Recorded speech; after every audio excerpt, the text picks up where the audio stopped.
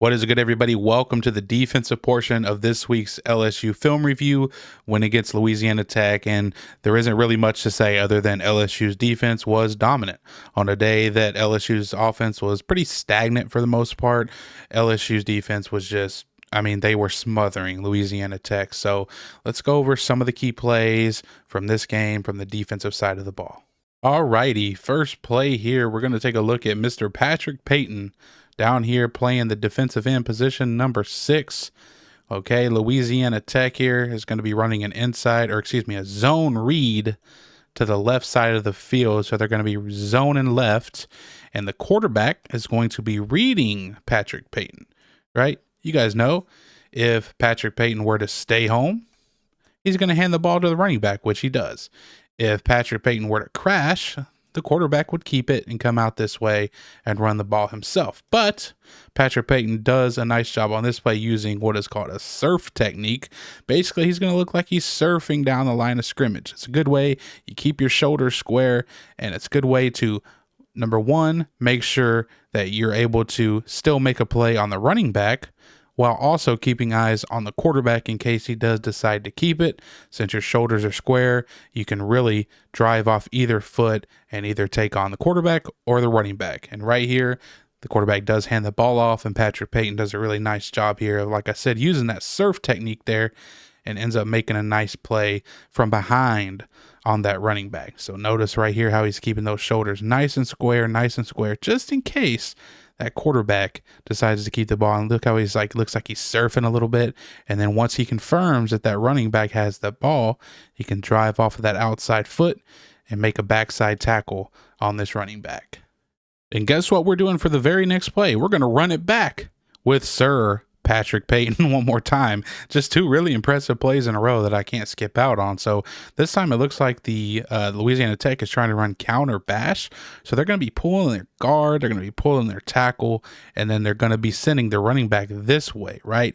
Bash back away, and they're going to try to keep this thing with the quarterback. But as soon as Payton notices these down blocks right here, he knows what's coming. Right? Or excuse me, as soon as he knows these pulls, he knows, hey, that's a telltale sign for counter, right? And so he crashes down hard this time. And the reason he can crash down hard this time, as opposed to last time where he had to use that surf technique, is this time the running back is going to be on his left side. So really you don't have a threat for that zone read. So you can just kind of play this thing as you see fit, right? We also get a nice blitz from the second level here who also gets in on the play. But let's take a look at how this works. We see those pulling guard, we crash down, and we make a play in the backfield right here. Boom. Good stuff.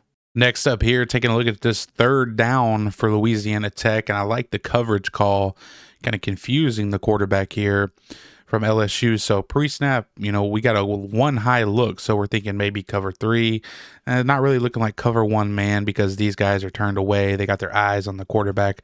So thinking cover 3 here. And Louisiana Tech has a good call for cover 3. They got verticals. They're going to run verticals here, tightening up the seam, and LSU just completely changes things at the snap, right? Like, we're going to go from a one high look to rotating this guy down to the middle. This guy's going to end up rotating, playing like a deep half. This guy's going to be playing a deep half. And then up on the defensive line here, we see we have 4 guys lined up pre-snap. Well, we're also going to drop this guy out at the snap, but we're going to bring Harold Perkins Jr. to be a rusher / spy on this play. So a lot of things going on for this poor quarterback to have to decipher at the snap and a 3rd and long. Already when you're dealing with a talent deficiency, you got to deal with like all the diabolical things that the defensive coordinator is doing to you, and the pressure ends up getting home eventually. There's nobody open, right? The seams are followed, are matched. We got a deep player in the back. Everybody's covered back there. Quarterback rolls out. Harold Perkins is there to flush him back inside. And the defensive line never stops working, and they end up getting a nice stop on a 3rd down and 9 in the second quarter of the game. So just a diabolical call overall from the DC, confusing the quarterback, making him have to think about too many things at once, all while dealing with the pressure at the line of scrimmage. Next up here, we have another beautiful run stuff this time. They're trying to run outside zone to the left, and Gooden 88 just completely blows this play up, like gives it no shot whatsoever, and his buddies help him finish the job. So as soon as this ball is snapped, he's essentially, it looks like he's going to spike inside a little bit, and he's just going to cross the face of this guard so quickly and then get inside of this center so quickly that there's just really no chance. I mean, you'll see as soon as the running back gets the ball, I mean, looks, boom, he's already in the backfield. Running back just got the ball. Here's Gooden already in his face, right? And remember, in outside zone, we're trying to go outside. Like, this is the aiming point. Well, that's hard to do when you have Gooden right here in your face if you're the running back. So what does he do? Well, he tries to cut it back inside. Well, hello, Patrick Payton. Hello, Mr. Weeks, right? They're there for the backside cutoff. Boop. See ya. Loss of yardage. Next one here, I got to point out once again the coverage by number 4, Delane, the transfer. Had a couple clips last week's video talking about him, and I mean, he's been, from what I've seen at least, great pickup for LSU, great transfer. I mean, this time LA Tech's just trying to throw a go ball up here at the top of the screen. They see this pressed up man-to-man coverage, and they think, okay, we might have something there, but I got news for you. They didn't, right? This is just excellent coverage all the way through. Tight man-to-man coverage, right?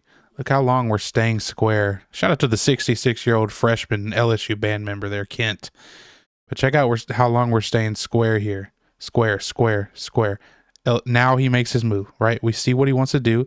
So now we go with him, right? We keep that hand on him. We don't pass interference. We get our head back to the ball. We're in front of the receiver. We basically ran the route for him. And it was a terrible throw anyway. But, I mean, Delane, phenomenal coverage. Next one here, 3rd down and 6, late in the third, and surprise, surprise, same guy, number 4, on the play, right? Recognizes this the whole way. Looks like LSU is going to drop out into maybe cover 2. Got number 4, Delane, playing the cloud. He's just going to squat on this, and he really recognizes it the entire way through. And so if we watch it here, I mean, look at his eyes on the quarterback. Gets through, plays through the hands of the receiver. I mean, but watch him the whole way here. You could tell it's already going off in his head. He knows the route combo, right? He's wanting to jump it right now, but he wants to make sure. He don't want to make a mistake. As soon as he sees that quarterback wind up, he's on it, gets through. I know it's hard to see because of the quality, but he punches the ball through the hands, and we get a pass breakup on a 3rd and 6. I mean, the guy has been really nothing short of phenomenal so far this season for LSU. Next one up here, talk about an excellent time defensive call. I mean, just it doesn't get more perfect timing than this right here. So, you know, LA Tech's going to try to go for like a power type play action where you're going to pull the guard into protection right here, right? And you're going to fake the handoff to the running back. And, you know, the goal here is to get these linebackers, these second level defenders to step up to really open up one of these seams for the quarterback and the wide receiver, right? And the problem with that for Louisiana Tech here on this play is there's a called blitz right into the area of where this guard is going to be vacating. So there's nobody essentially going to be protecting this gap right here, right? And also the tackle gets beat by Patrick Payton, but that's, you know, beside the point. We're calling a blitz directly into this void left by the guard, and it's just going to be pressure immediately. Boop, right through the gap. Hit the quarterback. Quarterback lets it go, and it almost intercepted. Almost intercepted.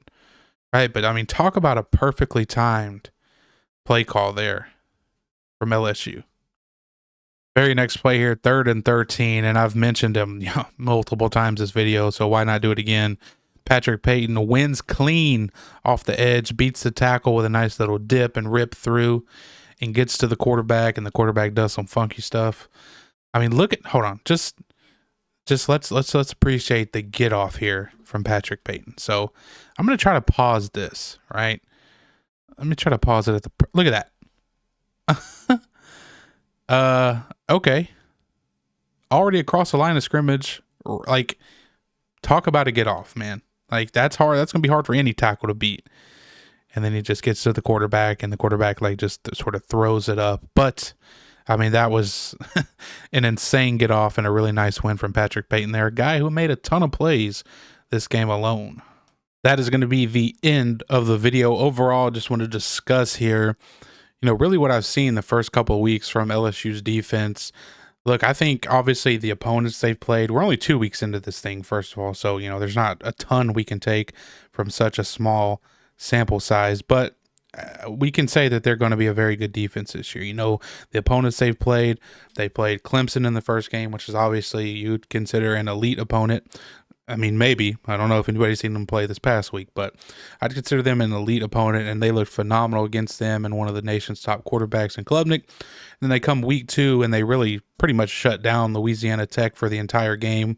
And obviously, competition levels here, but, they ended up scoring, 7 points, and really that was playing prevent at the end of the game for LSU. So I think Blake Baker has got these guys cooking, man. I think individually there's been a ton of performance. I think both of the Weeks brothers have looked good. I think number 4, I've talked about him at links. Delane has looked really, really good. The transfer from Virginia Tech. And of course, Patrick Payton made a ton of plays this game. And then you got guys like Harold Perkins Jr., who of course is all over the field. Like they can pretty much play any position on the field and play it at an elite level. So listen, if LSU's defense can keep playing at this level that they have the first couple of weeks, it's going to be tough to beat them. I mean, it really is, especially with the offense they have.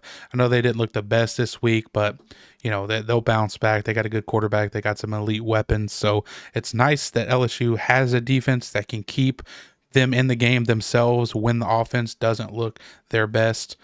So, yeah, LSU defense, Blake Baker got the boys cooking. It looked good first couple weeks. We'll see how they look the rest of the season. And yeah, I appreciate you guys watching. That is going to be the end of the video. Catch you guys, it'll be Monday for the LSU offense review for next week. And again on Wednesday for the defensive LSU film review. Appreciate you guys watching. Peace.